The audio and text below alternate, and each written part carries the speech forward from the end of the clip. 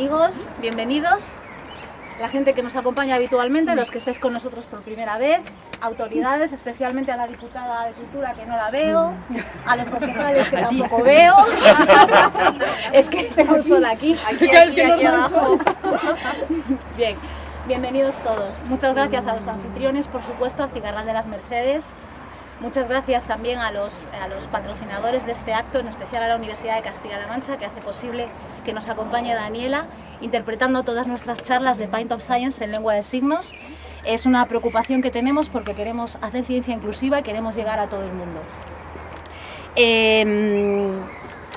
También queremos dar las gracias a Cerveza La Maldita, que luego más tarde, después del paseo, nos va a invitar a un refrigerio. Queremos dar las gracias a SEO BitLife, que nos ha aportado todo este material, a los ponentes, por supuesto, y a mis queridos colegas de la prensa que nos están apoyando muchísimo. No, a los anfitriones les he dado las gracias los primeros, quiero recordar. Bueno, Paint of Science es una iniciativa internacional, es un festival de divulgación científica en bares que se celebra este año en 56 ciudades españolas. Somos los primeros con Brasil, los primeros del mundo, y estamos en aproximadamente 200 ciudades. En Toledo tenemos 3 sedes, ayer estuvimos en el Círculo de Arte, fue un éxito, lo llenamos, hoy estamos aquí encantados de veros a todos y mañana os convocamos al Buca Bar. Vamos a hablar de Marte, de tecnología, de sistemas de teledetección y creemos que os va a encantar. Y ya os dejo con mi compañera María José, que os va a explicar brevemente, perdón, con mi compañero Gabriel, que está aquí, que os va a explicar brevemente qué es Ciencia a la Carta, porque os invitamos a que participéis de todas nuestras iniciativas. Gracias. Bueno. Gracias primero a vosotros por estar aquí. Algunos ya sois viejos conocidos de Ciencia a la Carta, otros lleváis un ratito colaborando con nosotros, gracias a la biblioteca por hacer cosas con nosotros y dejarnos hacer cosas por allí. Y para el resto, pues un poco de presentación de lo que es Ciencia a la Carta. Somos un grupo de en torno a 40 investigadores entre la universidad, el CSIC y algún que otro disco, lo que anda por ahí trabajando en la empresa privada, que lo que queremos es hacer llegar a la gente que no tiene por qué dedicarse a la investigación, qué tipo de cosas son las que hacemos, y qué les reporta a ellos.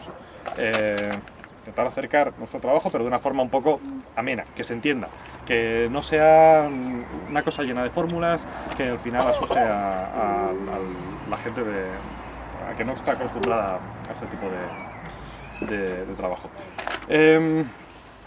Desde Ciencia a la Carta intentamos, como ya ha mencionado María José, llevar este tipo de actividades a todo el mundo, empezando por la gente con discapacidades, por ejemplo, auditivas, pero no acabamos ahí, o sea, puede ser cualquier otro tipo de necesidad. Sin una iniciativa independiente, sin ánimo de lucro, intentamos que sea así para que no haya, para que no nos quedemos acotados en ningún ámbito.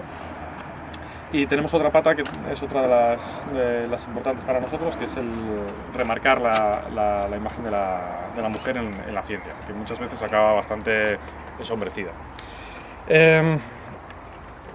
No solamente estamos aquí en Toledo, sino que estamos en el resto de la región, en toda Castilla-La Mancha. De hecho, ahora mismo tenemos a otra gente en otras de las actividades de Ciencia a la Carta, en Albacete, en Cuenca. Tenemos a César Sánchez en una charla y mañana exportamos aquí a María José, que vamos a utilizar en un activo casi invasor, y la mandamos a Albacete. Si nos queréis seguir y enteraros un poco más de qué tipo de cosas son las que hacemos, entrar en la página web ciencialacarta.com. Importante, solamente una A, Ciencia a la Carta, si no pasan problemas como los que hemos tenido con los correos para el registro de esta actividad. Y luego en los perfiles en redes sociales, tanto en Facebook, en Twitter, en Instagram, estamos en todos sitios. Si le preguntáis, si no a San Google, Ciencia a la Carta, aunque esté con todas las AES, aparecemos, así que esperamos ser fáciles de encontrar y que podáis venir a hacer cosas con nosotros. Pues nada, os dejo con nuestro activo exportable, María José. Buenas tardes a todos. Veamos, yo os voy a explicar en qué va a consistir la sesión que vamos a tener hoy. Nuestros ponentes de hoy son Enrique García Gómez. Él es ingeniero forestal y además doctor en medio ambiente. y nos va a hablar de las especies, de algunas de las especies vegetales que hay en este precioso jardín, porque si nos las tuviera que contar todas, no salíamos de aquí en 2 o 3 días. Y luego tenemos a Juan José Sanz Cid, que él es investigador del Consejo Superior de Investigaciones Científicas, él es biólogo, ecólogo animal, que se me olvida siempre decirlo, y es especialista en aves. Y aparte de durante el recorrido, si encuentra alguna cosa interesante que contarnos, algún trino, alguna especie, algo así. ¿Habéis traído prismáticos? Sí. Algunos sí, vale. Pues nos dejará identificar alguna especie por el trino, con los prismáticos, etcétera. ¿Habéis cogido guía del aseo? Bueno, para poder identificar ahí. En los que no hayan cogido, aquí tienen alguna más. Vale. Yo tengo un cencerro, pero se llama ciencerro. Cuando habléis mucho o ellos hablen mucho, yo tocaré el cencerro, ¿de acuerdo? Somos muchos y es inevitable que en algún momento se monte murmullo y tengamos algún tipo de problema. Entonces, yo os llamaré la atención con el cencerrito y vosotros... a ver, Aldo, que lo identifiquen, por favor. Vale, le hemos bautizado como ciencerro. Es una aportación de Juanjo a la causa y la verdad es que sirve muy bien para controlar al personal. A ver, Enrique ahora va a subir por las escaleras cual estrella y le vamos a seguir y él nos va a ir contando aquello que vayamos viendo. Llevamos un pequeño altavoz para que le oigamos mejor y esto que yo llevo en la mano es para que si queréis os hagáis fotos y las subáis a redes sociales o no, lo que os dé la gana, os la guardáis en el móvil o en la cámara, sí, pero o si donde hay, queráis. Si hay algún influencer, por favor que la suba y que además utilice las 2 etiquetas que tenemos. PIN 18 TOL, TLO y Toledo quiere ciencia. Que ese es el nuestro. Así que os animamos además a subir todo lo que podáis. Muy bien, pues bueno, seguimos pues aquí. Venga, entonces, buenas tardes, Juanjo. ¿Yo ahí? Sí, vente para acá. Vamos a hablar de plantas y vamos a hablar de pájaros, de aves, ¿vale? Es verdad que somos mucha gente, pero desde la organización hemos preferido, aunque es muy complicado que haya más gente, que haya el mayor número de personas posible, ¿vale? Con lo cual, esto nos va a suponer a todo el mundo... Sí, quizás así mejor, o da igual. Nos va a suponer a todo el mundo, por favor, guardar silencio, ¿vale? Hay que intentar una hora que andemos de paseo y tal, guardar el mayor silencio, entre otras cosas, porque los pájaros, como somos muchos, pueden huir, pero sí los podemos escuchar, ¿vale? Entonces, cuando alguien oiga un pájaro o tal, que lo diga, cualquier ave. En algún momento podemos estar hablando. Si Juanjo nos corta, nos callamos todos porque estará viendo algún bicho, estará escuchando algo o haber detectado algún rastro, señal o huella de la actividad de alguna de las aves que pueda haber por aquí. Entonces, yo les pido el favor de estar pendientes. Vale. No es una excursión programada con paradas fijas, con cosas concretas a hablar. Vamos a hablar de los que surjan. O sea, porque si no sería todo muy falso, muy organizado, muy previsible. Y aquí lo bonito es lo imprevisible. Es que sobre la marcha vayamos viendo cosas. Y además no lo que vayamos contando, sino cualquier aspecto que a alguno de ustedes le llame la atención. O cualquier curiosidad, o cualquier duda, o cualquier cosa que hayan oído y les parezca un poco raro que aquello pudiese ser verdad, mentira o regular, ¿no? Entonces este es el momento. Después ya veremos si somos capaces de responder o no. Pero a la hora de preguntar, por favor, levantando la mano mejor, porque si no, un montón de gente hablando también puede ser complicado. En ciencia lo importante son las preguntas. O sea, lo primero es preguntar cosas. O sea, que no os cortéis porque para eso hemos venido, porque precisamente trabajamos en ciencia y queremos tener a la gente al lado. Lo segundo es saber el nivel que tienen. ¿Cuántos pájaros habéis escuchado? ¿Alguien ha identificado algún pájaro ya? Metirrojo, el estornino, el mirlo, o sea, tienen nivel, vamos, no. Vale. Y si a un chileno le decimos que freímos huevos con aceite de oliva, se echa las manos a la cabeza porque es un disparate, porque ellos lo utilizan en envases así y para darse crema en las caras para estar bien. Mediterráneo, pero no Mediterráneo de donde estamos nosotros, sino del otro extremo del Mediterráneo, de la parte oriental. O sea, aquí conoceremos todos que hay muchos cipreses, pero siempre plantados. En jardines o normalmente, muchos de ustedes que son de Toledo, en recintos funerarios, claustros, monasterios, cementerios, iglesias, es decir, siempre ligado a los muertos, porque es un árbol que nuestra cultura lo ha ligado a los muertos, ¿no? De hecho, el nombre científico es Cupressus sempervirens, siempre vivo, ¿no? Situado en determinados sitios, es lo que liga el cuerpo, la gente en el suelo, con el alma que se ha ido al cielo, ¿no? Por eso está tan estirado, tan estilizado, es decir, es la parte de unión del cuerpo con el alma. Y una curiosidad, en la zona de Grecia, por ejemplo, hay bosques de cipreses naturales, pero curiosamente, si alguna vez van por allí, no van a encontrar casi ninguno de estos. Los cipreses, de manera natural, tienen dos variedades, dos subespecies. Una, que es el ciprés que conocemos más, el ciprés de cementerio, estilizado, y otra que tiene las ramas anchas. De vez en cuando en los paseos de los cementerios de los pueblos verán cómo hay cipreses y de repente hay alguno así, ¿no? Y se ha estropeado, se le han caído las ramas, no se le han caído. Es que cuando seleccionaron y los plantaron, querían poner todos de estos estilizados, piramidalis, y algunos aparecieron de los otros, horizontales. Bueno, en la naturaleza, en los bosques, estos tienden a desaparecer, son escasísimos, y los bosques de cipreses son cipreses con las ramas prácticamente horizontales, ¿no? Para nuestra estética y nuestra cultura, la gente cuando lo ve dice que son muy feos, porque queremos asimilar el ciprés a esta forma compacta, estilizada, ¿vale? Y además algunos, como aquellos dos del fondo, por ejemplo, ya son variedades de jardinería que se hacen para que sean columnares absolutamente, o sea, si se dan cuenta, casi entre la base y el ápice, la punta de arriba, casi no hay diferencia de grosor, son columnares, ¿no?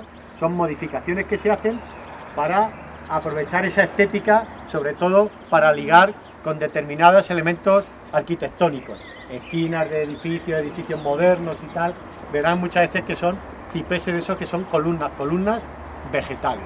Y lo que el ser humano es capaz de hacer, que esto que hay aquí, son exactamente los mismos cipreses, pero a base de tijera o de cortaceta.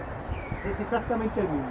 Como no se le deja crecer, se le obliga a que rebrote por determinadas yemas y formen estas formas que son los que le queremos dar. Pero esos son exactamente el mismo árbol que tenemos aquí enfrente, estos estilizados, ¿vale? Es decir, como el tratamiento cultural se llama al hombre, al ser humano, cuando manipula, es capaz de alterar absolutamente una forma natural de una especie. Son cómodos, igual que nosotros, ¿vale? Si podemos ir a comprar una barra de pan, la misma barra de pan a 15 metros en vez de 1 kilómetro, vamos a 15 metros. Los árboles, las plantas en general, si el agua, la humedad la tienen a ras de suelo, no gastan energía en profundizar, se quedan a ras de suelo. Es decir, que muchas veces el problema no es que la especie no estuviese preparada para profundizar, sino que los cambios de condiciones al que le hemos sometido hacen que esas especies se adapten a las nuevas condiciones y se adapten a la comodidad, ¿no? Es un momento crítico para las aves, porque ahora tienen que irse a dormir. Nosotros usamos el edredón, nos tapamos, estamos muy a gusto, pero ellos duermen ahí en una rama. Es un momento donde hay depredadores, etcétera, y es un momento muy crítico con la noche. Tienen que pasar toda la noche con la cantidad de comida que han comido, o sea, de alimento que han obtenido por el día, ¿no? Aquí lo que tenéis es un jilguero, que es una ave que se suele tener en cautividad, y veréis pasar palomas desde allí hacia Toledo ciudad, porque es el momento de irse a dormir a la ciudad. Estamos en un medio urbano y hay especies que entran en las zonas urbanas porque están mucho más seguras, es decir, aunque hay gatos, hay menos depredadores y hay alimento fácil en algunas circunstancias. Entonces fijaros que veréis pasar palomas. Todos los que sois de Toledo desde hace tiempo, vivís aquí durante mucho tiempo, sabéis que Toledo tiene ya un problema con las palomas, ¿no? Debido a que vino la bonanza y se comenzaron a arreglar tejados, edificios, la población de palomas se ha reducido. Pero que sepáis que estas palomas, mirad, ahí están pasando, son palomas que salen al campo a comer por la mañana y vuelven todas las tardes a dormir en la ciudad de Toledo y reproducirse ahí ahora mismo, ¿no? Incluso, alguno que tenga patio... Que hablo yo de plantas, ¿eh? Yo voy a hablar de bichos. Patio, parcela... puede identificar lo que ha comido la paloma, porque en los excrementos después se ve, ¿no? Incluso en el color. O sea, seguro que algunos de ustedes se han quedado súper extrañados por qué de repente en un patio aparecen muchos huesos de aceitunas cuando nadie de la familia ha comido aceitunas allí. Pues ya sabéis. Son las palomas Sí, de Toledo son. que se han venido a estos olivos de los cigarrales del entorno a comer y se vuelven a pasar la noche protegidas a la ciudad. Palomas y las urracas también, ¿no? O incluso los seres humanos podemos utilizar qué tipo de reproducción para reproducir a las plantas. A ver, Levante la mano a alguien, venga, por esqueje o estaquilla, ¿vale? Que es un palito. Una pajarita, ¿no? Muy bien, muy bien. Que es un fragmento de una planta, ¿vale? Se pincha, se pone en tierra y sacamos que eso es realmente un clon. Cuando hablamos de clonar, cuando se habla de animales, suena muy mal, muy duro, porque estamos manipulando la vida, ¿no? Y son cosas que están en un debate científico permanente y ético, ¿vale? Pero eso lo estamos haciendo con las plantas permanentemente. Cuando cogemos un esqueje de un geranio, estamos haciendo un clon, es decir, estamos trasladando exactamente el mismo ser de donde ha salido. Es decir, que si queremos reproducir el color de las flores, los frutos, el aroma, lo que sea, con una estaquilla, con un esqueje, lo producimos exactamente. Estamos clonando, o sea, qué forma más sencilla de hacer un clon. ¿Alguna otra forma de reproducción? Sexual, la reproducción sexual, que es por semilla, ¿vale? Ahí ya no controlamos, o sea, ya los hijos, lo que salga puede ser como el padre, como la madre, una mezcla, como los abuelos, o sea, las leyes de Mendel. Ahí ya si queremos controlar un tipo de fruta, de flor y tal, con la reproducción sexual es imposible, porque nos puede salir rana. ¿Y alguna cosa más? Bueno, ¿Alguna manera más? Rana. Aquí, lo digo porque tenemos aquí 3 árboles. No sé si a alguien le ha llamado la atención la forma del tronco y dónde parte la copa. Injerto. Otra pajarita. Es decir, lo que se ha utilizado, esto que tenemos aquí son cerezos. Lo que pasa es que estos cerezos, en esta propiedad, no lo han puesto para producir cerezas. Y no quieren producir cerezas. No, la finalidad de aquí no es conseguir fruta.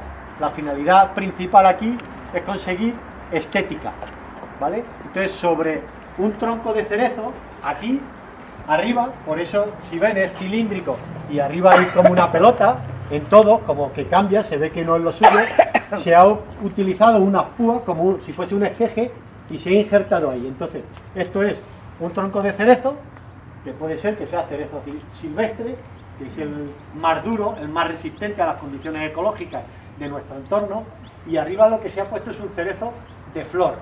O sea, aquí lo que se ha primado es la flor. No tiene esa flor tan bonita de los cerezos, sino tiene una flor mucho más vistosa. Por ejemplo, los rosales. Los rosales de manera natural tienen 5 pétalos. Todas las rosáceas. Igual que esto, que es una rosácea, 5 pétalos. Pero si viésemos las flores de aquí, cada flor tiene decenas de pétalos. Y se han modificado no para fruta, sino para flor, porque aquí lo que se pretende es la estética. Teníamos que haber venido un mes antes a ver la flor, ¿vale? Hemos visto una forma de reproducción para los intereses de las personas que los plantan, que los utilizan, aunque no los han injertado aquí, se han comprado ya injertados, ¿eh? Pero bueno, los podríamos haber injertado nosotros, ¿vale? Ahora voy a hablar de plantas. ¿Y para qué sirven los jardines? Pues para muchas cosas, ¿no? Pero para una de las cosas que han servido es para poder monitorizar el cambio climático, algo que lo conocéis todos. Jardines como este, en condiciones determinadas, es decir, no regando demasiado, etcétera, están en todo el mundo y se ha monitorizado cómo responden las plantas al cambio del clima o de cualquier cosa. En concreto, la floración de los cerezos en España se está adelantando en las últimas décadas debido al incremento de temperaturas. Este año tenéis una primavera que ha sido muy fría, en marzo. La temperatura del mes de marzo en la península ibérica se sabe que determina cómo va a ser la primavera. Esta es una primavera muy tardía, porque marzo ha sido muy cálido. Pues eso ha permitido sacar indicadores de cambio climático desde un punto de vista biológico, que después han mostrado a los políticos que la naturaleza está respondiendo al cambio climático. Si la naturaleza está siendo afectada, algo está pasando. Esos fueron los primeros trabajos, después vienen todas las cosas. Igual hubo gente que trabajó en muchas disciplinas, pero en una de las que trabajó es en lo que se llama fenología, que es el estudio de cuándo se producen estos eventos a lo largo del año, y una de las especies que se usó fueron los cerezos. Los cerezos cada vez están floreciendo antes, igual que los almendros. Ahora voy a hablar yo de pájaros.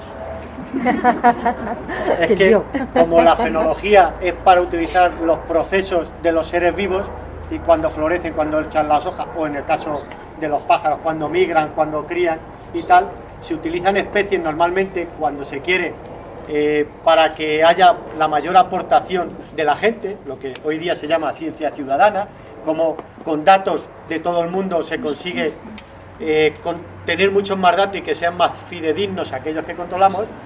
Igual que se utilizan los cerezos, se utilizan las golondrinas, la época de vuelta de las golondrinas. O sea, normalmente se buscan especies conocidas para que la inmensa mayoría de la gente los pueda localizar, ver y aportar esos datos a la colectividad. Y yo iba a hablar de plantas. Iba a hablar de plantas y la pregunta era, ¿por qué hay especies que florecen antes y especies que florecen después? Porque no todas florecen igual. Y además, una curiosidad, aquí en nuestro entorno, ¿cuándo florecen las plantas? En líneas generales. Primavera, ¿verdad? La inmensa mayoría, el 90 y muchos %. No es casualidad. Necesitan, primero, el momento ideal, que es cuando han pasado los fríos y cuando, de manera habitual, hay humedad. Es decir, las condiciones ecológicas son perfectas, ¿vale? Pero es que además, de la flor que sale después, los frutos, ¿vale?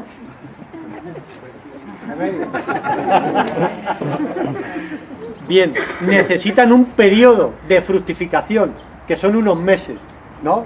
Desde que se fecunda el óvulo, se transforma, fructifica y madura, ¿vale? Entonces necesita un periodo, y ese periodo normalmente ocupa todo el verano. ¿Y cuándo normalmente están los frutos aquí, en nuestro entorno maduros? A finales de verano, en otoño.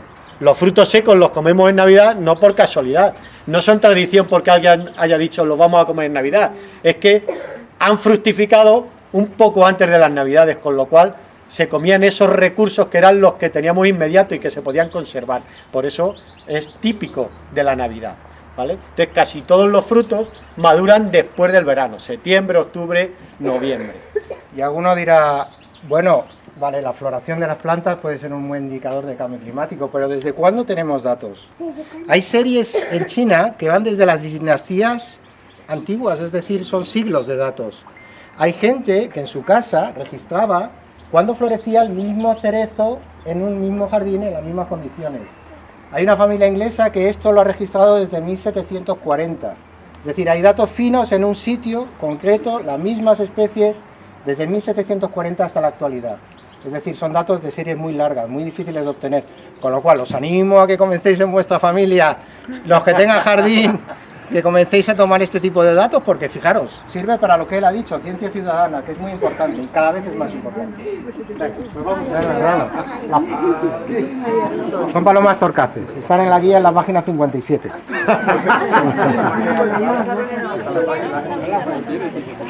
Bueno, como curiosidad, los pinos, todos sabéis que sueltan resina, ¿no? De hecho, muchas veces nos apoyamos al tronco y nos pringamos o cogemos una piña.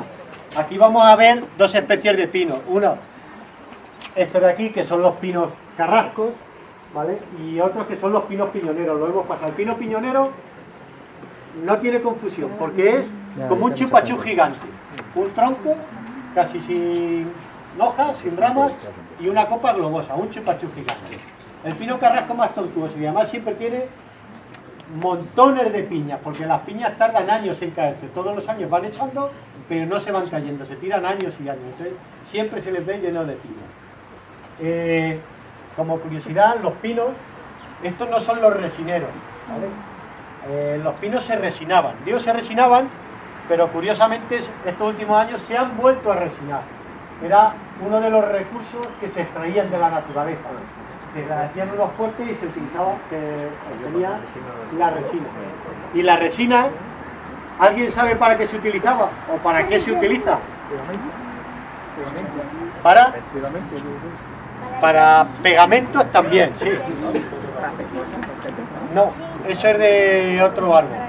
Eso es de la Bea brasiliensis, que es el árbol del caucho. Se utilizaba y se utiliza para aguarrás. Se obtiene la trementina y de la trementina se saca el aguarrás. De hecho, verán en los envases, si pone aguarrás, es que ha salido directamente de los pinos, de la resina de los pinos, y si ponen sustituto de aguarrás, es que ha sido obtenido químicamente en una fábrica. ¿Vale? Se ha perdido una pajarita. ¿Sigo? Sí, sí. Bueno, hoy día, como venimos pasando unos años bastante difíciles, desde hace 40, 50 años se había dejado de resinar en nuestros montes masivamente y ahora se ha vuelto a resinar, pero normalmente otra especie que es el pino resinero. Todos tienen resina, lo que pasa es que esos producen mucha más cantidad de resina y es más rentable. Y un uso, por curiosidad, decían que si para pegamento, ¿vale? Efectivamente, uno de los usos que tiene bastante pujanza hoy día de las resinas son para ceras para depilar. Cuando las piernas, eso es parte de ello es resina. Lo cuentas por los emprendedores, ¿no? Pueden comenzar a hacer negocios. A ver, solo dos cosas. Una, en la cultura mediterránea no tenemos el mismo sentido que tiene el resto de europeos de lo que son los jardines. Nosotros sí que estamos contentos, las plantas las cuidamos mucho, pero no nos ha gustado tradicionalmente introducir la fauna. De hecho, ahora me mandan fotos, ¡ha entrado un jabalí! Y la gente se enfada porque entran los jabalíes. La fauna no la hemos tratado igual. Tú te vas al norte de Europa y todo el mundo quiere tener su cajanido, su erizo en el jardín, sus ratones. Aquí no, aquí son alimañas, pájaros de mal agüero. Eso es lo que pasa con nuestra cultura, somos diferentes. Sin embargo, a la fauna entran los jardines. Y aquí tenéis un ejemplo, las palomas torcaces que están ahí arriba, quienes sean más mayores sabrán, son las palomas que se cazan, que antes no estaban en los cascos urbanos. La paloma torcaz es un pájaro del campo que ha entrado en los cascos urbanos recientemente en vida. ¿Por qué lo ha hecho? Porque ha encontrado una solución al problema. Es que aquí se vive muy bien. En Toledo se vive muy bien. Hay menos depredadores, tengo comida, estoy al resguardo y por las noches hace más calor que en el campo. Con lo cual tengo que gastar menos metabolismo a la hora de dormir. Esta es una especie que ha respondido en vida. O sea, esto es que habláis con el abuelo o quien sea y os dirá, es verdad. Las palomas no estaban estas en la ciudad. Son palomas torcaces que tienen una mancha blanca en el cuello, ¿no? Vamos a seguir. ¿O? Bueno, no, ya que estamos aquí, por curiosidad, aunque solamente paso yo creo que esta planta la conocen casi todos, ¿no? El laurel. Es una planta muy ligada con nuestra cultura. Uno, porque lo echamos en casi todos los guisos, ¿vale? Pero fíjense si es ligado con nosotros, es una planta noble, su nombre científico es Laurus nobilis, era con la corona que nombraban a los emperadores, o sea, esas coronas, pero eso se ha conservado exactamente igual hasta hoy día. O sea, cuando un corredor de Fórmula 1 gana el campeonato mundial, ¿saben con qué le coronan? Con la misma corona, o sea, sigue manteniéndose esa tradición, es un árbol noble, de sitios distinguidos, cuidados, destacados y además nos ayudan, ¿no? De hecho, el día 23 de abril, que es el día del libro, en Toledo, en el Arco de la Sangre, debajo del Arco de la Sangre, está Cervantes. Todos los 23 de abril, desde hace bastantes años, se le pone una corona, y es una corona de laureles, porque es el príncipe de los escritores, el príncipe de la literatura. Es una persona destacada y no se le puede poner una corona de cualquier otra cosa, tiene que ser obligatoriamente de laurel. Hay alguien que quería que hubiéramos hablado de reproducción, no sé dónde está. Hay muchas especies como esta que para reproducirse necesitan a los pájaros. ¿A qué han ganado los pájaros, Quique? Esta especie en concreto, necesita que un pájaro se coma el fruto, pase por el tracto digestivo, se produzca una reacción con ácidos, etcétera, para que luego sea fértil. Hay muchas especies de plantas que por mucho que uno coja una semilla, la entierre, no obtiene descendientes. Tiene que pasar por el tracto digestivo de un ave, ¿no? Aquí hemos ganado las aves. ¿Cualquier pájaro? No. Bueno, sí, cualquier pájaro, pero son pájaros que comen principalmente estos frutos. Son frutos de otoño y principalmente son currucas, mirlos, esas cagadas que vemos en otoño en casa a veces o en un suelo que son negras, eso es porque han comido muchos frutos, ¿no? Para saber si es de laurel hay que agacharse y olerlo, ¿eh? Vamos a ver.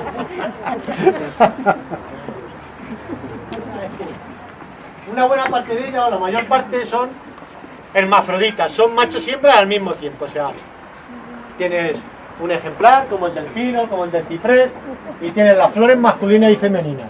Unas veces en la misma flor y otras veces en flores diferentes, pero dentro del mismo árbol o del mismo arbusto. Pero hay veces que no, como es el caso del laurel, hay machos y hembras. O sea, si nosotros queremos atraer a la fauna en nuestro jardín, tendremos que tener laureles hembras. A día de hoy, normalmente, quien gesta siempre son el género femenino.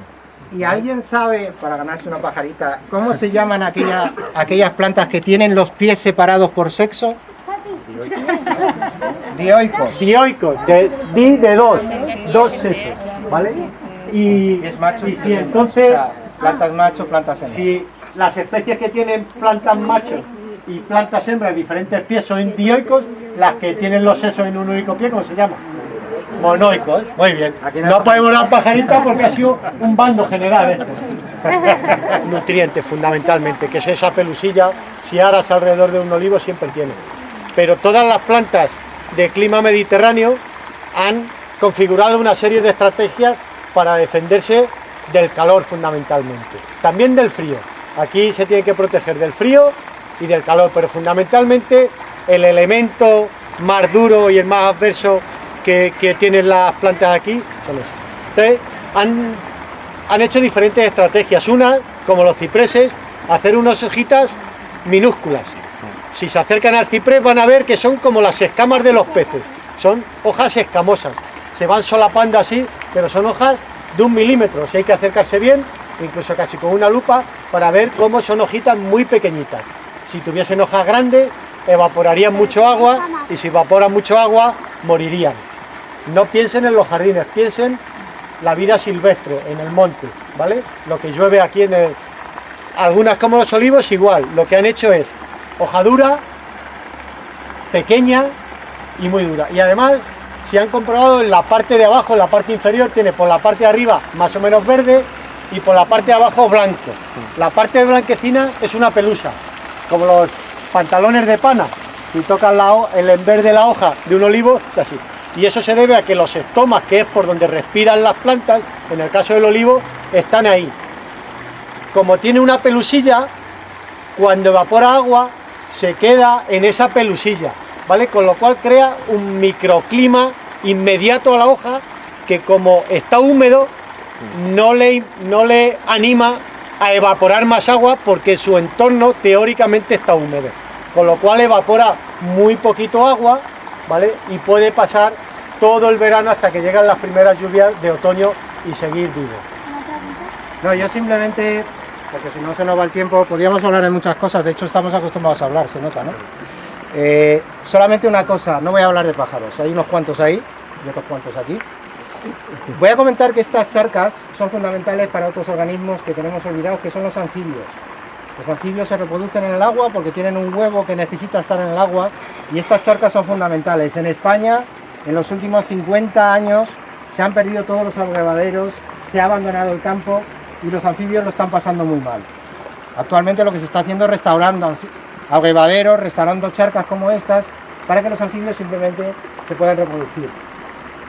Era ese punto que quería decir con respecto a... Si en esos abrevaderos que vean en el campo, que están nuevos, no sé si se han fijado, y si no, fíjense cómo ya todos ellos tienen unas rampas desde dentro del agua para afuera, porque hasta ahora eran trampas mortales para muchos animales. Un erizo, por ejemplo, podía entrar, había agua, en nuestro entorno que no hay agua, iba a beber, pero no podía salir por las paredes. Entonces ahora en esa recuperación de estos microespacios para la fauna, en esos lugares se ponen unas rampas para que si un animal, si un bicho, sea un anfibio, un reptil, un mamífero, el que sea, cae, pueda salir y no perezca en el agua. De todas formas, los anfibios viven aquí desde el Pérmico, desde hace muchos millones de años, o sea que no os preocupéis. Venga. Y ya en la casa, porque entre otras cosas Juanjo no me deja hablar más porque dice que tiene una charla preparada y que si no... Sí, la verdad es que él lo tiene más difícil porque ver un pájaro y poder hablar de él es muy complicado, ¿vale? Entonces ha preparado una charleta que hay que visualizar con una pantalla y encerrar. Entonces vamos a hacer un par de paraditas aquí y arriba del todo en un espacio donde podemos. Me imagino que se han fijado en el pasillo por el que hemos venido. Había dos especies principales. ¿Cuál han sido? El ciprés, que es el que hace los arcos, y las otras. La delfa. Y la delfa. ¿Quién ha sido la delfa? Yo, pero yo ya tengo pajaritas. Bueno, pues ya que has comentado lo de la delfa, es una planta como muy polémica, ¿no? Que de vez en cuando se dice que sí es tóxica, que sí hay que quitar de los colegios, que sí de los parques públicos. A ver, efectivamente la delfa es una especie tóxica, pero está tan mala la hoja, que eso no se lo come nadie por equivocación. Lo digo porque yo lo he probado, ¿eh? O sea, no hablo de literatura, lo he probado, eso es indigerible. Entonces, no conozco ningún caso que un animal o una persona se haya muerto o se haya intoxicado por una delfa. Es verdad que por el contenido que tiene de sustancias tóxicas, si nos comiésemos 3 hojas de delfa es posible que ya no las volviésemos a ver nunca más, ¿vale? Pero es que no puede suceder, ¿vale? Entonces no hay ningún problema, son tóxicas, pero como la inmensa mayoría de las plantas que tenemos a nuestro alrededor. O sea, si nos dedicásemos a comer una ensalada de hojas de olmo, nos daba una cagarria a todos, o sea, aquello sería increíble. Lo que pasa es que nadie nos equivocamos y nos dedicamos a ir con... Y los animales mucho menos, ¿eh?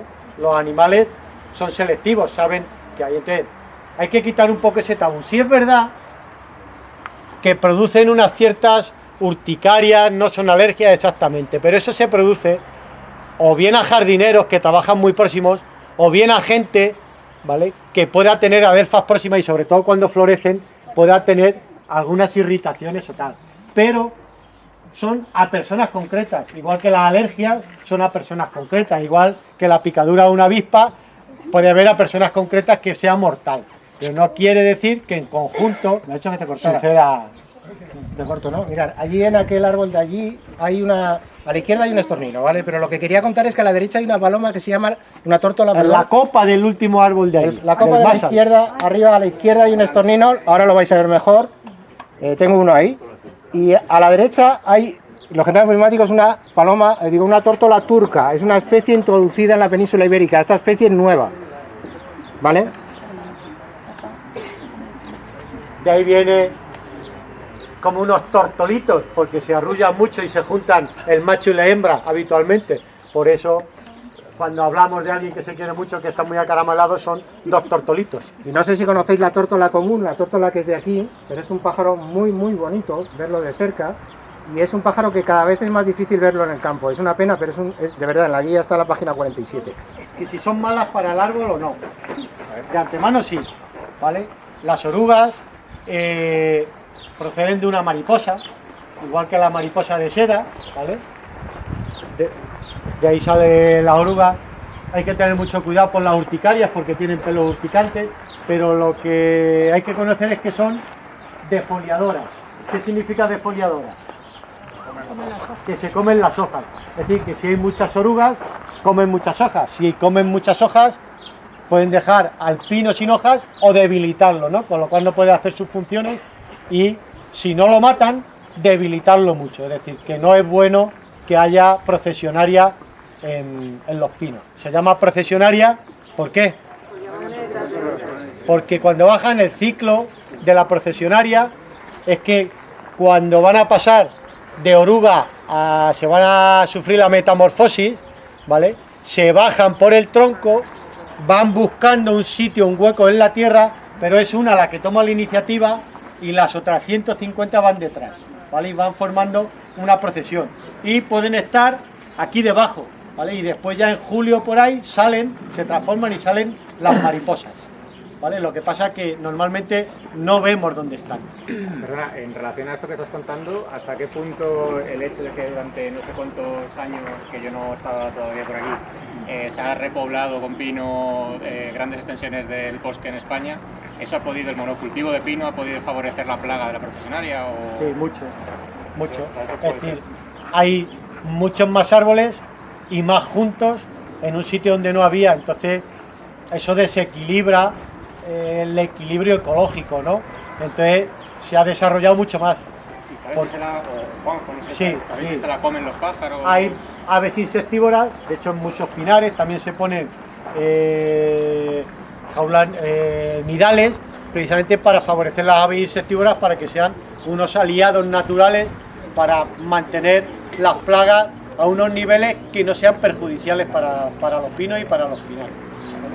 Y aquí estamos, y aquí dice del desarrollo, en el árbol que más superficie ocupa en España. ¿Cuál puede ser? La encina. No doy pajaritos porque lo lleva Juanjo y se ha escapado, ¿eh?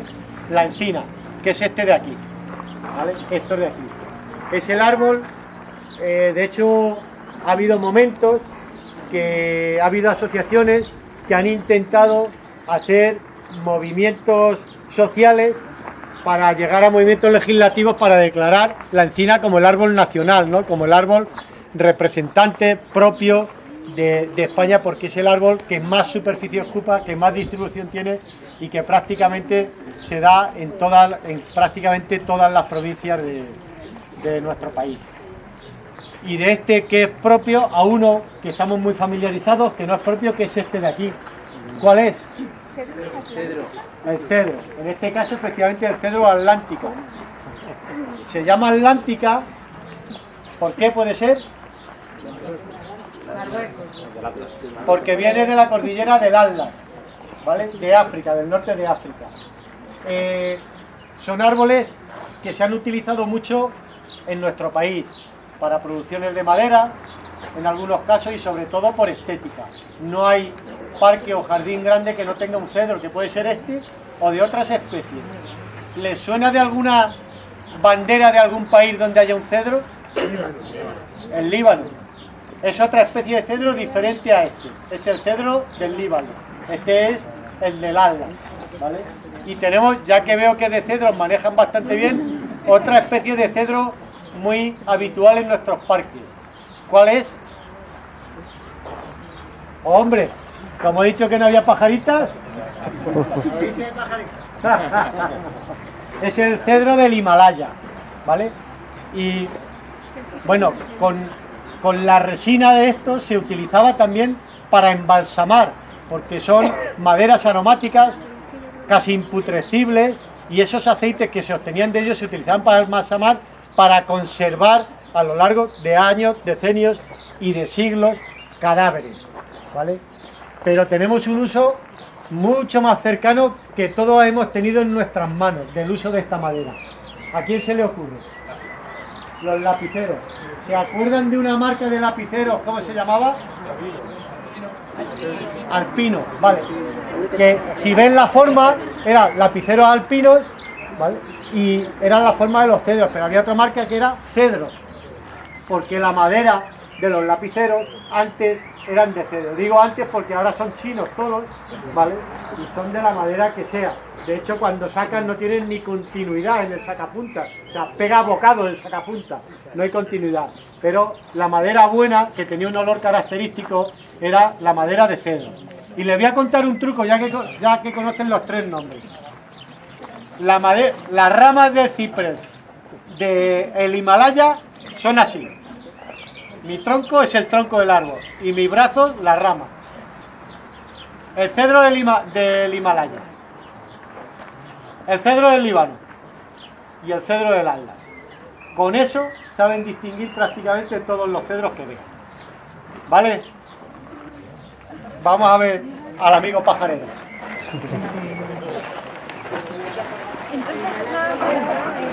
Para mí es un privilegio estar aquí, porque yo normalmente hablo una hora, pero cuando me dijeron, hablas tú, digo, vale, yo hablo. Y no me dijeron que no era una hora, era media hora. Ayer me decían que 25 minutos. Y son las 8:25. Lo digo para que sepáis que no me voy a pasar de media hora. Bien, voy a comenzar. Pint of Science es una medida de la cerveza, ¿no? Es la pinta de la cerveza, es la medida de la cerveza. Una pinta son 568 mililitros, de cerveza. ¿Y qué tiene que ver la cerveza con la ciencia? Esa es la primera pregunta que nos tendríamos que hacer, ¿no? Bueno, yo estaba en un congreso en el 2008 y este trabajo, que se publicó en una revista que se llama Oikos, fue el más discutido en los pasillos. De hecho, los compañeros decían, dejaros de las jornadas de las ponencias y vámonos todos al bar, porque se acaba de publicar este trabajo. Este trabajo lo que demuestra en la República Checa, donde se bebe mucha cerveza, que los científicos que beben mucha cerveza producen poca ciencia, pero producen poca ciencia de alta calidad, lo cual quiere decir que beber cervezas te da ideas, ¿no? Esto lo sabemos muy bien aquí en España. A pesar de eso, a mí no me gusta la cerveza.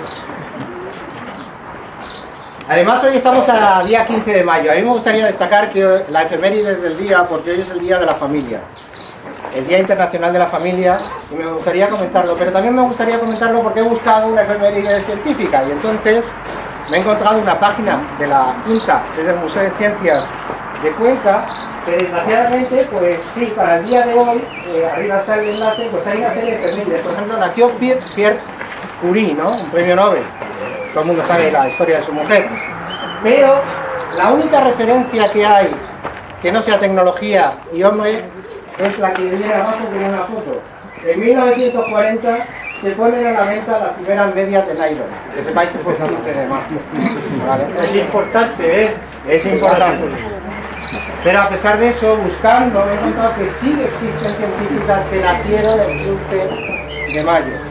Una es esta finlandesa, Naima Salmon, que descubrió una cosa muy curiosa en aquel momento, y era que el agua radiactiva era agua radiactiva porque la radioactividad le venía de la geología donde ella nacía. Esta es una mujer que nació el mismo día y sería la efeméride de hoy. De lo otro que vengo a hablar realmente es de los nómadas del viento, que son las aves.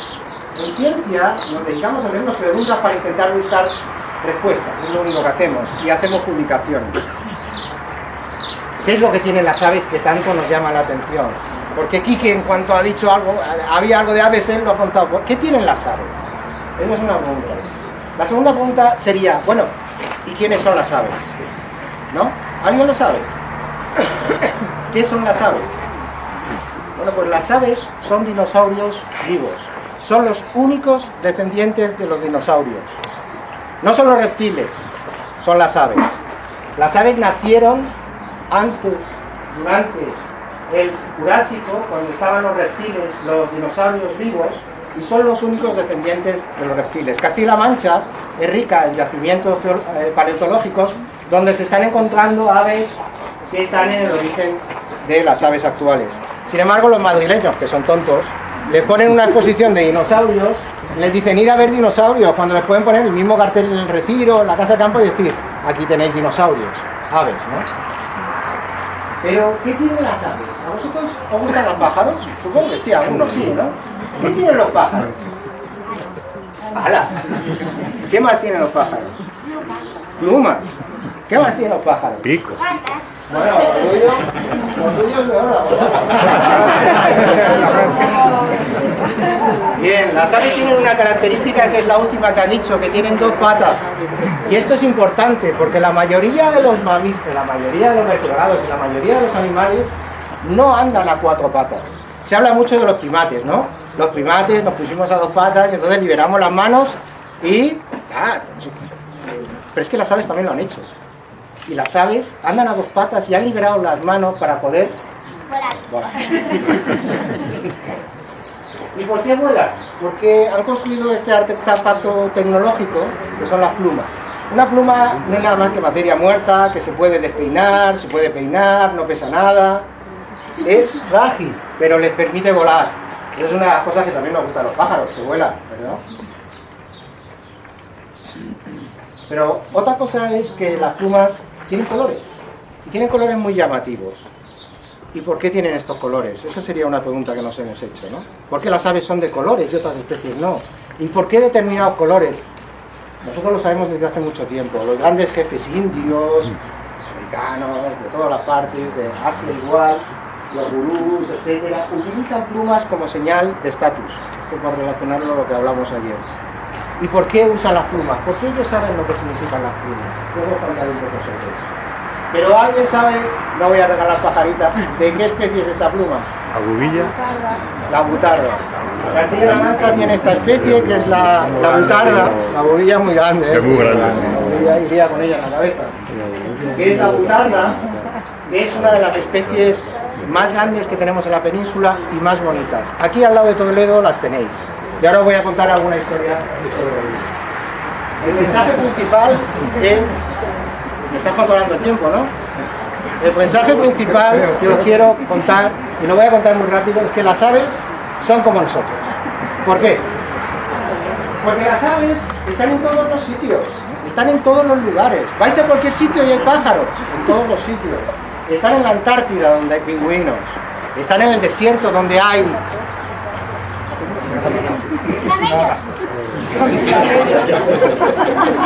Los más mayores saben qué pájaro es este.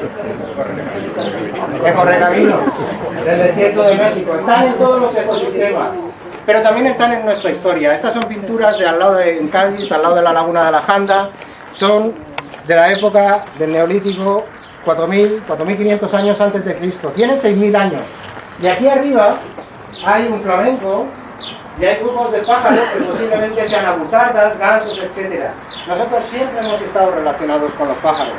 Pero es que los pájaros están en todos lados, en todos lados. Están en Twitter. Larry Bird, un pájaro que metía la pelota, ¿no? En la canasta. Eso es el símbolo de Twitter. El Apaiso, el ave, el Olistes, Barowski. El Pepe, que no sabemos si es un charrán o es una gaviota. Ahora quieren poner una encina. Los usamos en la heráldica para el estatus, en la bandera de Alemania. Nosotros también tenemos nuestra bandera con el águila, ¿no? Pero no la he puesto una bandera más antigua. Y las hemos usado las aves para cosas muy importantes. Los ángeles tienen alas. No sé por qué, porque la Biblia no dice nada sobre las alas de los ángeles, pero los ángeles tienen alas. El Espíritu Santo es una paloma, ¿no? El símbolo de la paz es otro ave, una paloma. Y si vamos a casa y buscamos en el fregadero, seguro que nos encontramos otro pájaro, ¿no? Bien. Pero los pájaros realmente están en todos los sitios de la Tierra, igual que nosotros. Y hay una especie de charrán ártico que vive en el polo norte, en primavera, y luego vive en el polo sur en invierno. Cruza la Tierra 2 veces al año. Es algo inaudito, increíble. Y todos lo habéis estudiado cuando erais pequeños. Las aves se orientan, ¿no? ¿Y cómo se orientan? Habéis oído cosas, ¿no? Campo magnético. Estamos en Toledo, la ciudad patrimonio de los sentidos, por el olfato, etc. Bueno, hoy día sabemos que las aves utilizan una molécula que se llama el criptocromo, que está en los receptores que ven la luz azul, ahora veréis lo que es en los conos, que esa molécula se orienta según la luz que recibe. Esa molécula, junto a los químicos que luego me ayudarán, al campo magnético de los electrones, protones, por ahí una cosa rara, el caso es que se forma un ángulo entre ese campo magnético y la orientación que tiene la molécula en el ojo, y con esa inclinación ellos saben en qué latitud se encuentran. Las aves se orientan con los ojos, es algo curioso. Pero se parece mucho a nosotros. Las aves construyen casas, ¿no? Construyen casas, bueno, algunas no. Chotacabras es un pájaro muy vago, hace un agujero en el suelo, pone los huevos y ya está. Y los huevos rodan, pone los huevos aquí, nacen los pollos allí y luego no hace casa. Pero hay especies como esta, que es como una gallina, dijéramos, la gallinácea de Australia, que hace como los reptiles. Hace un cúmulo de hojarasca, pone los huevos dentro, se va y los huevos se eclosionan como los de los cocodrilos. Estos son, dijéramos, los nidos más antiguos, muy parecidos al de los dinosaurios en aquel momento. Pero hay especies que utilizan la madera como usamos nosotros, ¿no? El pájaro picapino, ¿no? El picapino. Hay especies que usan el barro, el adobe, ¿no? Como es este que se llama hornero, es de Australia, pero aquí en la península tenemos algunos. ¿Alguien sabe alguna especie que hace el pájaro con barro? ¿Tú? La golondrina. En Toledo además tenemos la golondrina dáurica, que hace una especie de nido igual con un tubo. Esta especie hace nido con barro. Pero hay especies que tejen. Hay especies que tejen los nidos. Estos se llaman tejedores, viven en África y en la península también tenemos pájaros que tejen los nidos. ¿Alguien sabe alguno? ¿No? Moscón. El pájaro moscón. Utiliza telarañas y hace un nido que lo podéis ver en el río Tajo. Aquí mismo. Bien. Además las aves se aman. Entonces, es la primera vez en mi vida que mientras yo hablo hay alguien que está hablando y se lo permito. Entonces, me gustaría que todo el mundo aprendiera lo que significa las aves se aman. A ver, repítelo. No, las aves se aman. Vale, ya hemos aprendido algo. Ya sé, somos multilingües ya, ¿no? Bien, las aves se aman y también se besan. Esto es algo que no sé si sabe, pero las aves también se dan besos, sí, besos de verdad. Y además tiene su función, ¿vale? Que no voy a hablar sobre ello, pero si alguien tiene preguntas, luego contesto. Las aves son muy parecidas a nosotros porque tienen el mismo sistema reproductivo que nosotros tenemos. Estamos en el Día de las Familias, hacen familias. Todos los años tienen una familia. Macho y hembra, construyen un nido, tienen polluelos, y ahí hay una familia. Y los sistemas reproductivos son muy parecidos a los nuestros. Es decir, hay dos especies que son monógamas, que aceptan cópulas en la pareja. Hay especies que son poligínicas, que un macho se empareja con varias hembras. No me mires así, Hay especies que son poliámidas, o sea, al revés. De varias hembras, una hembra se empareja con varios machos y además luego le dejan los huevos y le dedican a cuidarlo, ¿no? Bueno, poligamia es un macho, una hembra y varios machos. Eso a alguna de vosotras os interesará, ¿no? Bien. Esto ha permitido contestar algunas preguntas que no podemos contestar en humanos. Por ejemplo, ¿por qué hay parejas monógamas que son infieles? El hombre también es monógamo, pero también es infiel. Entonces, ¿cómo podemos responder esto?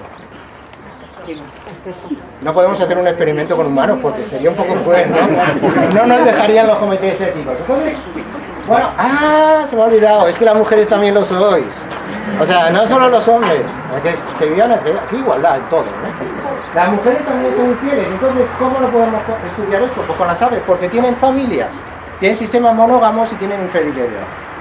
Esto se ha estudiado y se han propuesto dos hipótesis.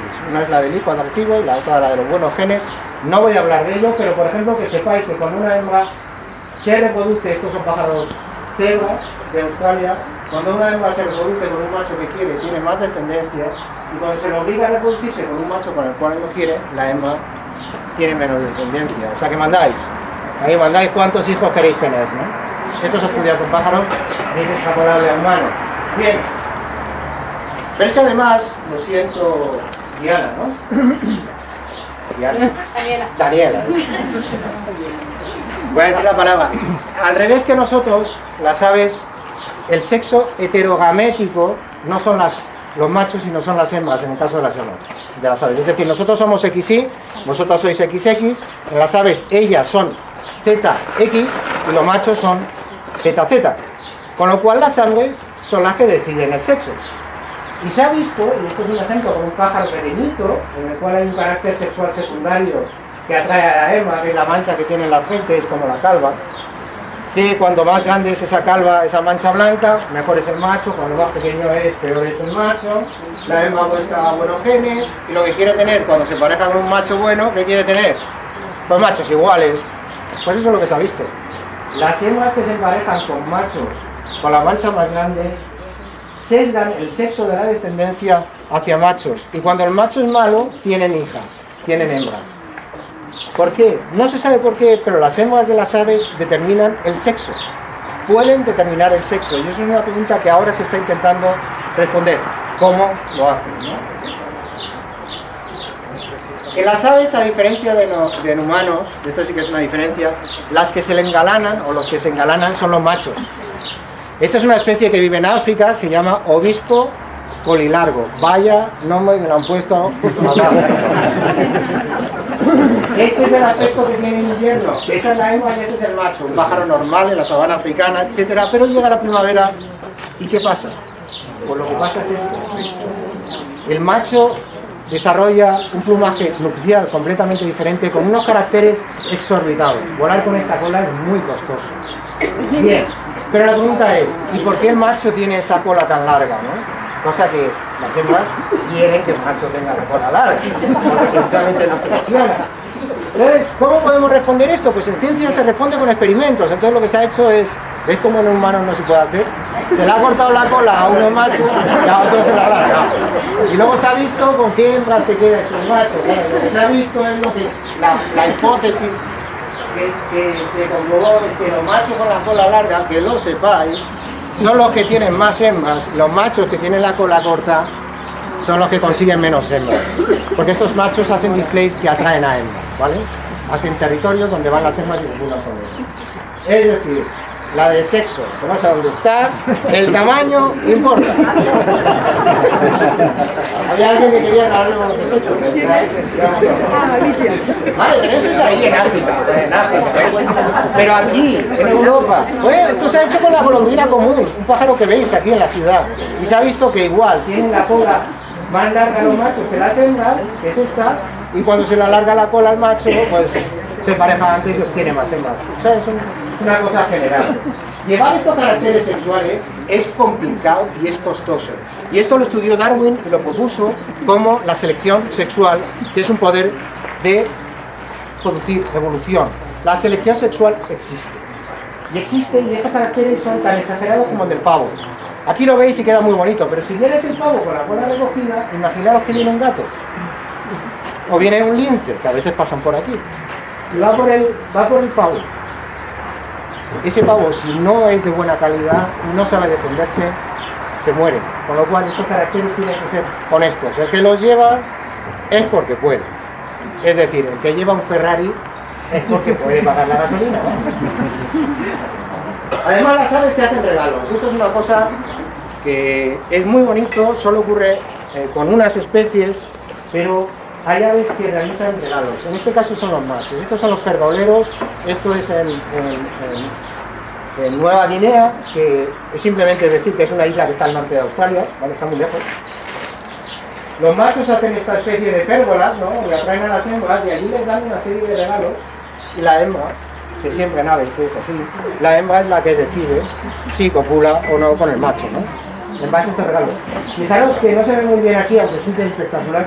He de decir que es la primera vez en mi vida, vosotros no lo veis, pero es la primera vez en mi vida que tengo la vista de Toledo y estoy emocionado. Fijaros estas cosas. Aquí lo que se ven son plásticos. Si os habéis fijado, seleccionan objetos azules, ¿no? En este caso. Bien. En España tenemos especies que hacen esto. Está la coyalba negra, también está aquí en las cárcavas, en los ríos, donde hacen unos nidos, donde depositan unas piedras debajo del nido y los machos de buena calidad hacen esos regalos a la hembra. Traen más piedras que los machos de mala calidad. Bien. Las aves también son artistas. Hay dos pergoleros que hacen unas cosas descomunales en Nueva Guinea. Hacen tiendas de campaña con palitos, el macho se mete dentro, ordena objetos de colores, de distintos colores y en distintos sitios, y se ha hecho experimentos manipulando la distribución de los objetos y el macho vuelve a colocar los objetos como a él le da la gana. Es decir, si el rojo está allí y el azul está aquí, es porque yo lo decido y lo hacen. Es decir, son artistas. Colocan objetos en estas especies de tiendas de campaña y ya se están viendo que incluso llegan a colocar objetos que provienen del hombre. O sea, son realmente artistas. Hay especies aquí que también lo son, ¿eh? Hay especies que introducen plumas en los nidos, etc. Las aves además también se maquillan. En España tenemos dos especies que hacen esto. que es muy llamativo porque son muy comunes, ya habréis oído, el alimoche y el quebrantahuesos. En Cazorla, cuando tenían los quebrantahuesos en cautividad, se dieron cuenta que todos los individuos en cautividad eran blancos y el quebrantahuesos en el campo es de este color, es amarillento. Algún día llegará el quebrantahuesos a los montes de Toledo, pero el quebrantahuesos estaba por toda la península ibérica. ¿Cómo hacen esto? Pues se dan baños de barro. Igual pasa con el alimoche, que todos tenemos la imagen que el alimoche es blanco y negro, pero también en Canarias se ha visto que tienen estos colores ojos. ¿Por qué se maquillan? Para eliminar los parásitos del plumaje. Es lo mismo, con lo cual las mujeres también se maquillan, para parecer sanas, ¿no? Para parecer más... Bueno, el origen del maquillaje es parecer más sanos, más morenos, cuando no lo estás, más sanos. Bien. Y los colores de las plumas son porque las aves tienen una forma de ver el mundo que es completamente diferente al nuestro. Solo voy a contar dos cosas. Una es que cuando veáis un pájaro, fijaros, porque es una cosa que todos hemos visto pero no nos hemos dado cuenta, y hace 2 meses se ha descubierto, que cuando un pájaro nos ve, no nos ve de frente. Un pájaro tiene 2 ojos en los lados y la única zona que tiene vista para enfocar y saber la distancia es delante, donde se cruza la visión de los 2 ojos. Y lo lógico sería que mirara de frente para calcular la distancia, no, y el pájaro hace esto. Gira y mira de lado. Fijaros la próxima vez. Cuando tengáis un pájaro cerca, fijaros que no mira así, no van de frente, van de lado. ¿Y por qué hacen eso? Porque tienen una vista que aún no se sabe cuál es, que se llama vista lateral, que no se sabe cómo funciona. Ven de lado, a pesar de enfocar de frente. Y ven el mundo diferente porque el ojo de un pájaro, aparte de lo que os he contado, es muy complicado. Además de tener bastones para ver el blanco y el negro, tienen conos, igual que nosotros, para ver el color, pero mientras nosotros tenemos 3 conos, los que sepan de fotografía, que es el RGB, que es el rojo, el verde y el azul, las aves tienen un cono más, unos sensores más, que ven el color ultravioleta. Cuando las aves miran, igual que un perro, una rata, un caballo, el mundo lo ven completamente diferente a como nosotros lo vemos. ¿Queréis ver cómo lo ven? Si preguntáis, luego os lo pongo.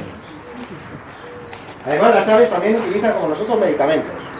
Esta es la butarda, que es la especie que tenemos aquí al lado, que se acaba de descubrir que en las ruedas donde se reproducen las abutardas, que se llaman LEX, son unas ruedas, lo vais a ver en el vídeo, donde el macho hace una exhibición para la hembra y la hembra mira al macho y decide con este copulo o no copulo. El macho es el que está en el centro. Si os fijáis bien, lo que hace el macho es enseñarle la cloaca a la hembra. No va de cara, va de culo. Si os fijáis, lo que hace el macho es darse la vuelta, la cabeza está a la derecha, la cloaca está a la izquierda, y lo que le está enseñando a la hembra, y lo tenéis, es la cloaca, que está marcado con esta raya y esta raya en cruz. ¿Por qué? Porque lo que le está diciendo, estoy limpio. Copula conmigo, que estoy limpio. ¿Por qué? Porque tienen nematodos en el tracto digestivo y eliminan esos nematodos mediante medicación. ¿Por qué llamo medicación? Porque toman un producto, que ahora os diré lo que es, y lo toman justo cuando van a hacer estas ruedas. Es mostrar a la hembra que estás limpio, no tienes parásitos. ¿Qué comen? Sobre todo unos insectos, principalmente conoceréis, a lo mejor si habéis ido por Monte Toledo, las aceiteras, que son unos insectos negros con unas rayitas rojas, que son ricas en cantaridina. La cantaridina tiene esta propiedad antinematodo, que generan un tracto digestivo y eliminan todos estos parásitos. Pero es que además la cantaridina es afrodisíaco. Y estos machos se pasan unas semanas sin comer, dándole que te pego, a ver si consigo más hembra para tener más descendencia. Entonces parece ser que la cantaridina también, ojo, que en humanos también se lo han comido. Y algunos han muerto por tomar cantaridina. Es como la viagra, pero natural, ¿no? Las aves también hacen música. Todos habéis visto que principalmente para ver un pájaro muchas veces hay que escucharlo, como estos gorriones. ¿Pero por qué cantan? ¿Cómo lo hacen? Bueno, lo hacen a través de un órgano especial que es la siringe que tiene en el cuello, por el cual introducen el aire de los sacos pulmonares, sacos aéreos, perdón, y de los pulmones, haciendo cosas como esta. Esto es el estornino, que lo que está imitando es el rotoreo, que es el canto de las cigüeñas, es cuando dan el golpe con el pico, rotoreo, que no se nos olviden. El sonido que imita a otras especies. Pero lo que os traigo en la grabación es que fijaros, esto es, abajo es el tiempo y en la en la vertical es la frecuencia.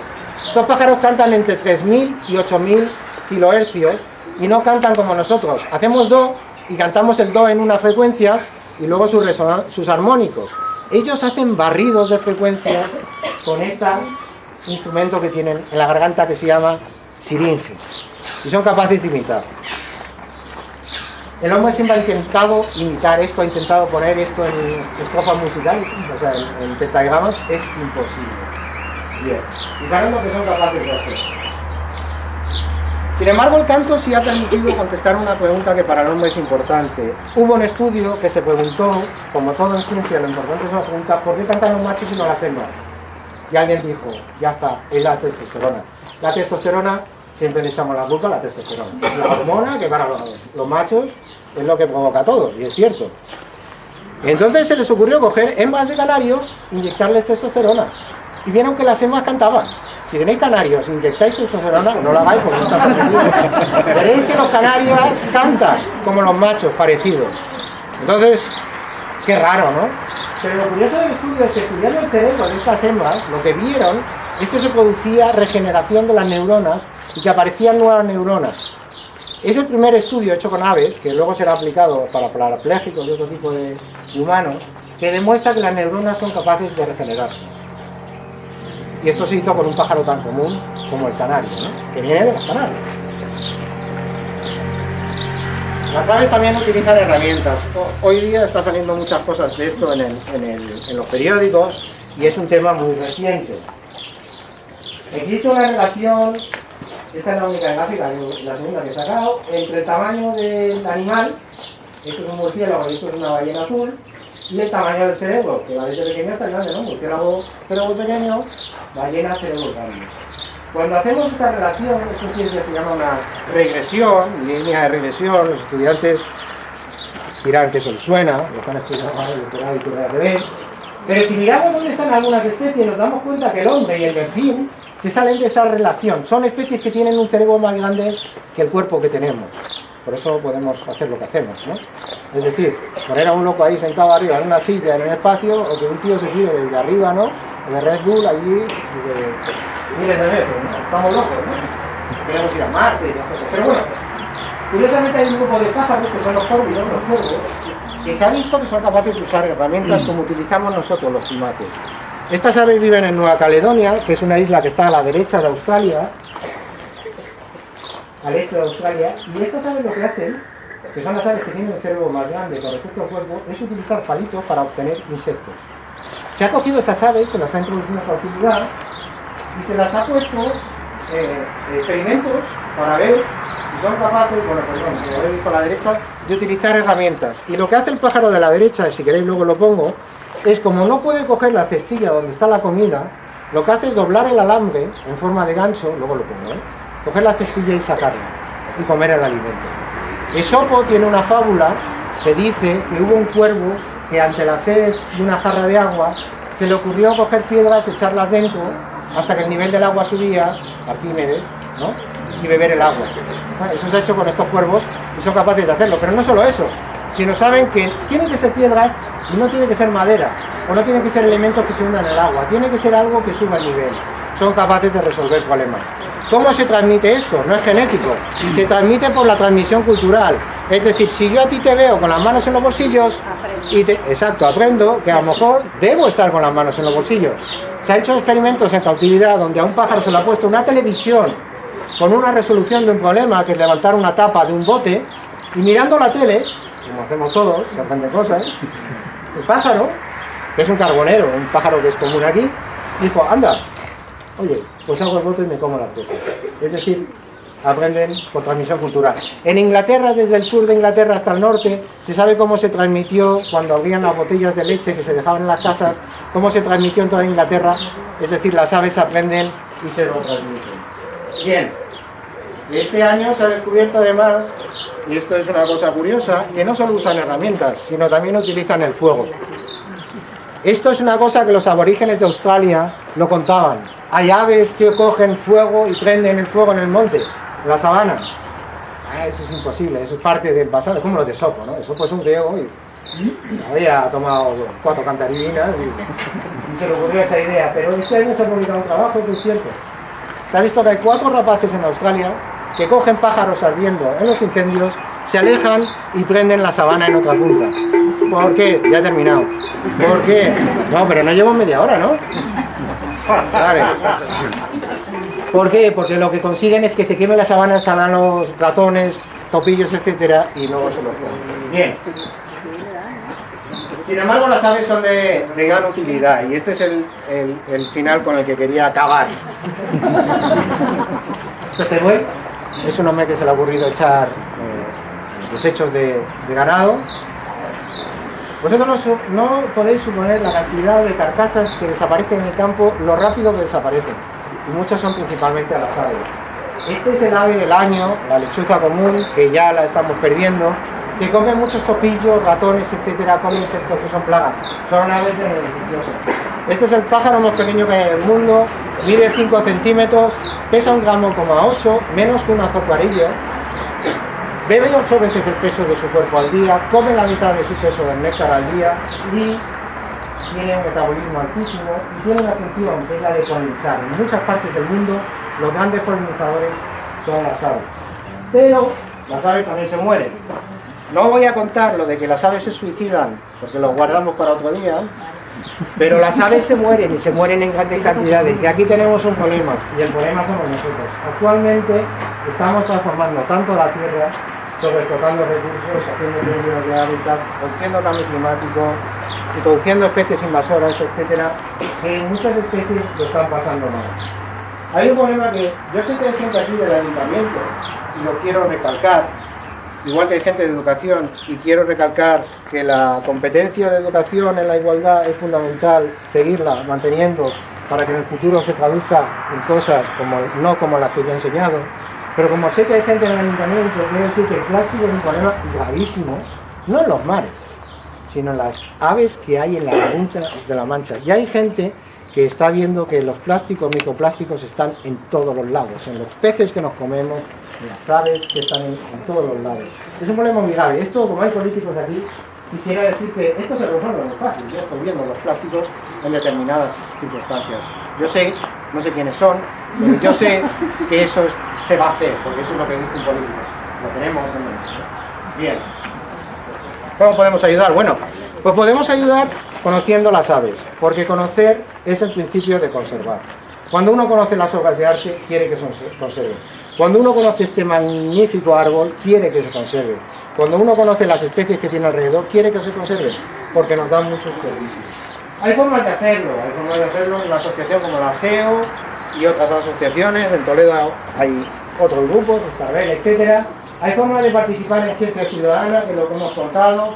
Hay internet para los jóvenes, hay muchas cosas que buscar, encontraréis cosas, y es fundamental que todo el mundo se implique. He acabado. He acabado y quiero decir 3 cosas. Primero, muchas gracias por dejarme venir a hablar aquí. La segunda cosa que quería decir es gracias a ella porque ha hecho un trabajo estupendo. Ya hemos aprendido alguna de tus palabras. La tercera, quería agradecer a todos los que han hecho posible esto de aquí. Y la cuarta es agradeceros a vosotros que estáis aquí. Ahora os voy a pedir un favor. Todos los selfies que hagáis, todas las fotos que hagáis, por favor, utilizar ese hashtag que hay ahí. ¿Por qué? Porque necesitamos visibilidad. Necesitamos que Toledo sea la ciudad, que el Pint of Science sea el que más aparece en las redes sociales. Toledo es una ciudad que tiene ciencia, ¿verdad, Enrique? Mucha ciencia, pero le falta darse cuenta que igual que a los turistas se les enseña las catedrales, se les puede explicar la química de las rocas. Hay mucha ciencia en la ciudad de Toledo y eso hay que explotarlo. Lo digo para los que seáis políticos, que no vino nadie,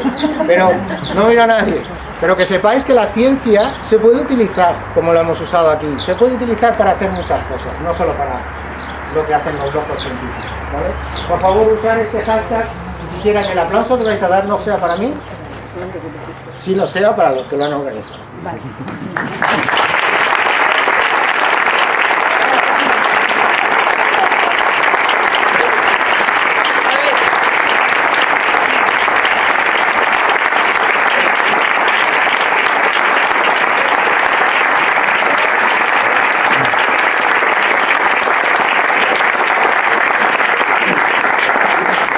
como en todas las charlas hay derecho a preguntas, pero yo voy a molestar un poquito porque mientras le hacéis preguntas, yo voy a montar un concursito, ¿vale?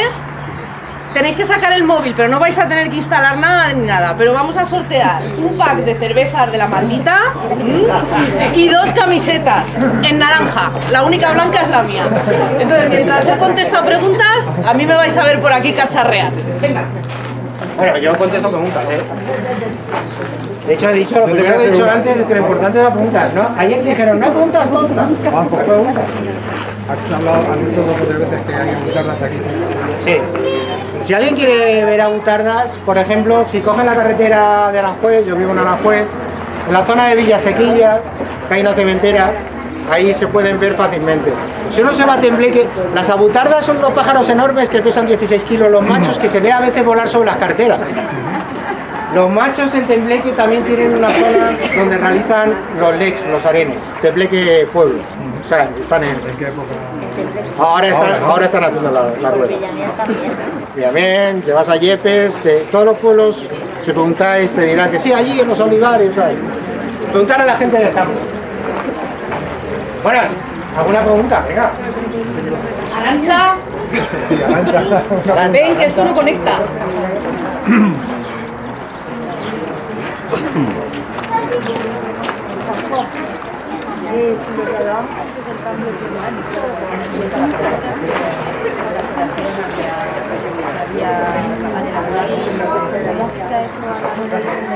Vale. Mirad, me están preguntando cómo afecta el cambio climático a las aves. Yo hice un estudio cogiendo datos de la sociedad del Instituto Nacional de Meteorología, lo que es la EMET, desde 1940 hasta el 2006, y pudimos demostrar que en plantas, insectos y aves hay un cambio en la fenología. Es lo que sale siempre en la prensa. Las aves migratorias llegan antes, eso es lo que demostramos. Generalmente las aves migratorias llegan antes, eso es un efecto, vienen de África antes, las que vienen de África. Y con respecto a la reproducción, lo que se ha visto es que hay mucha variabilidad entre especies y poblaciones. Hay especies que han adelantado su reproducción y hay especies que no. Lo que sí se ha visto es que las especies que no han adelantado, porque es el ecosistema entero que se desplaza, están pagando ese coste. O sea, sí que hay... Es un poco complicado contarlo aquí, pero sí hay estudios que hablan sobre eso. Bueno, ¿alguna pregunta más? O si no...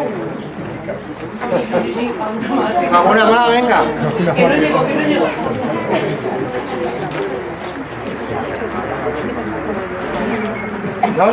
¿No tenéis preguntas? Para aquí que también vale, ¿eh? Para aquí que también vale. Eso, Quique, ven acá para acá. Juanjo, Yo una- ¿qué quieres cómo ven las aves?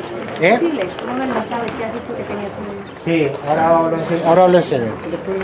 Después del capital. Ahora os pongo la... Tenéis que saber, los que tengan perros, que sepan que los perros no ven en blanco y negro. Los perros ven en dorado y azul, porque tienen un cono que ve el azul y otro cono que ve el amarillo. Entonces la mezcla, lo que ve un perro es de color azul dorado. Los toros no ven el rojo, porque no tienen conos en los ojos para ver el rojo. Lo que se mueve en el capote, ¿cómo se llama? El capote es porque se mueve. Te puedes poner un capote azul que va igual. El toro no ve el rojo, por ejemplo. Y todos entendemos que ve el rojo. Y yo una duda, que antes has hablado de la tórtola turca. Sí.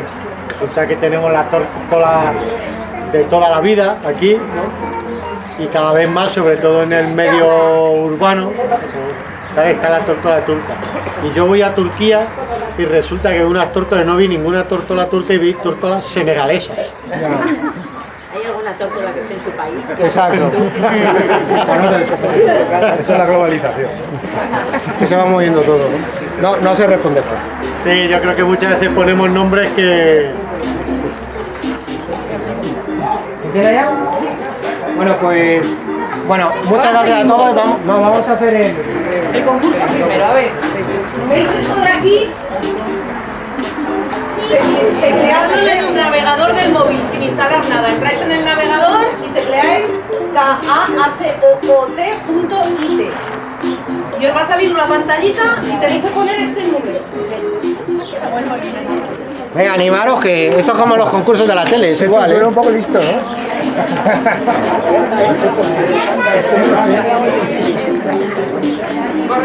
Y por el nombre se os tiene que reconocer, que si hay dos con el mismo nombre, a ver de quién es el premio. Claro.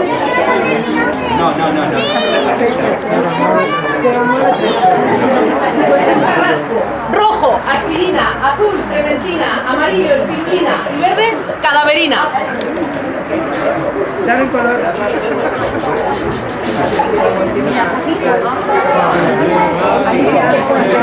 ¿Cómo va, Mónica? Bien, casi todos muy atentos. Vamos a ver quién ha sido el más rápido. Cuenta el tiempo, hay que contestar rápido, ¿eh? No vale solo contestar bien. Suspendator, que se identifique. No vale. ¿Quién ha sido? Tú, Bueno. ¿Cómo tiene velocidad? Venga, ¿cuál de los árboles que hemos visto es el más abundante en la península ibérica? Rojo, cedro, verde, azul, ciprés, amarillo, encina, verde, almendro.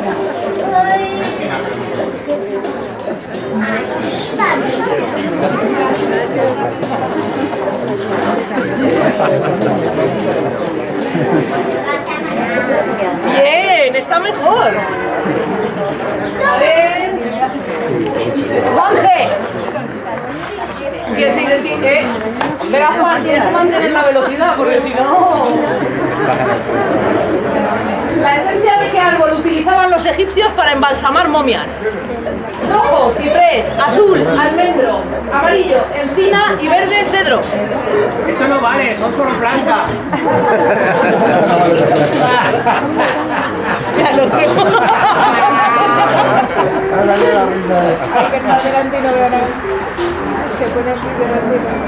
¡Está todos! ¿Qué pasa? ¡Hola! Es más rápido. ¡Sonia! ¡Sonia! Que te veo. ¿De qué especie es la pluma que Juanjo nos ha enseñado? Rojo, azul, fuego, amarillo, ciruela, verde, abutarga. ¡Silencio para ver la pluma! Vete para el otro lado que no ves. Esa pluma no se da.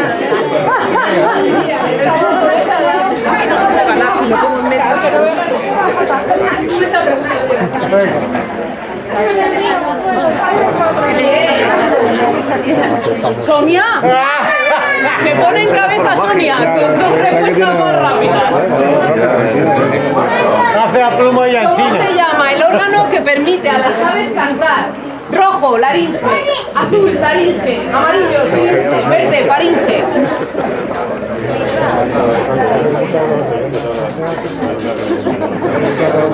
Aquí hay más dudas, aquí hay más dudas.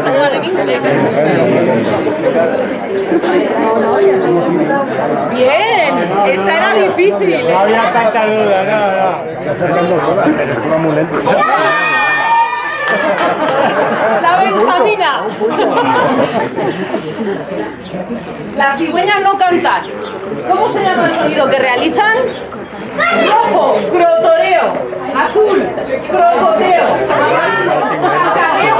Y verde, cocorero.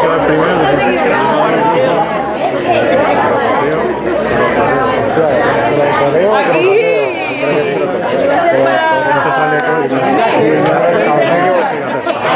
Ahí está, 18 de nivel. Pero eso es culpa mía porque mis R's con consonantes son raras. A ver, yo voy a pedir que Juanjo, ya que no sabe pronunciar bien, que lo haga. Bueno, a ver. Este es el resultado. Aquí no hay ni trampa ni cartón. ¿Quién es Emi? ¿Yo? Aquí. Pues hija, has no estado veía, ahí la que no veía. oculta todo el rato, te ha tocado hacer. El premio a la regularidad. Sí, señora.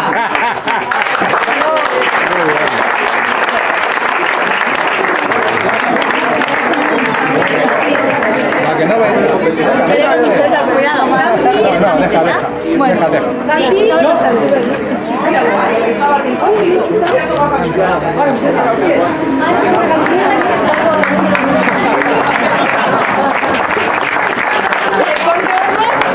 mira,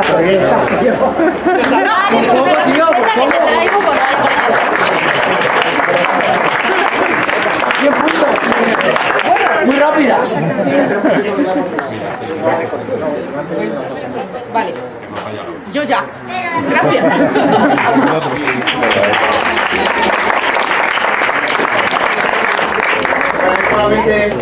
Hay que servir. Me han contado antes y solo lo voy a enseñar. Paso en lista. Me he traído la lista. Esto se ha sacado de internet,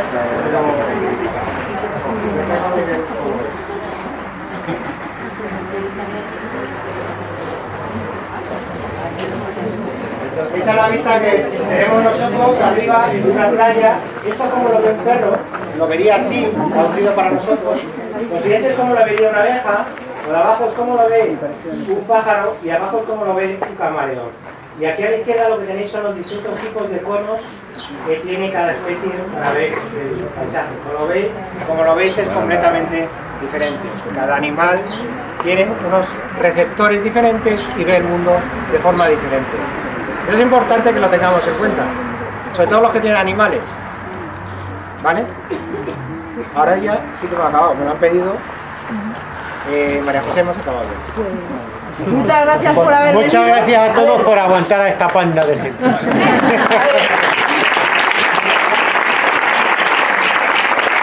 Muchísimas gracias. No sé de qué ámbitos de... Bueno, a mucha gente os conozco, pero a otros no. No sé de qué ámbitos venís. Si queréis cosas como estas en pueblos pequeños, asociaciones, donde queráis, nos llamáis a Ciencia a la Carta y os diseñamos lo que queráis. Muchas gracias por haber venido y hasta la próxima. Mañana en el Bucabar. Claro, hay que cerrar el Buca. Martemotos y teledetección. ¿Por qué os multan con el radar y no os podéis escaquear?